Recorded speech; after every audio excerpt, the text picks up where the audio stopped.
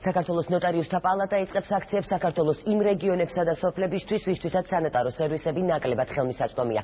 პალატის წარმომადგენლები პერიოდულად ჩავლენ ასეთ რაიონებში და ადგილობრივ მცხოვრებლებს სამართლებრივ კონსულტაციებს გაუწევენ. მოსახლეობა მათთვის საინტერესო სამართლებრივ საკითხებზე ამომწურავი ინფორმაცია კიდევ ერთხელ მიიღო.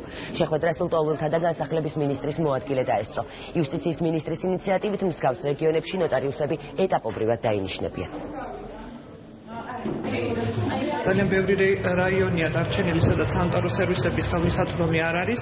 იუსტიციის მინისტრის ინიციატივით უკვე ასეთ რაიონებში ეტაპობრივად მაქსიმალურად მოხდება ხელშეწყობა იმისა, რომ დაინიშნონ ნოტარიუსები და მოსახლეობა მიიღოს სანიტარო სერვისები. მანამდე ნოტარიუსთა პალატა შეეცდება, რომ აი ასეთი ფორმით ადგილზე გასვლით მოახდინოს გარკვეული, ასე ვთქვათ, სანიტარო სერვისების მიწოდება მოსახლეობისთვის. ჩვენს დევნილებს ჭირდებათ იურიდიული კონსულტაცია იმ სანიტარო აქტებთან დაკავშირებით, რაც ცხოვრებისეულად საჭიროებას წარმოადგენს, არის უძრავ ქონებასთან დაკავშირებული თემები და ძალიან მისასალმებელია, რომ პირველივე აქცია და პირველივე გასვლა ნოტარიუსთა პალატამ დაგეგმა დევნილ მოსახლეობაში.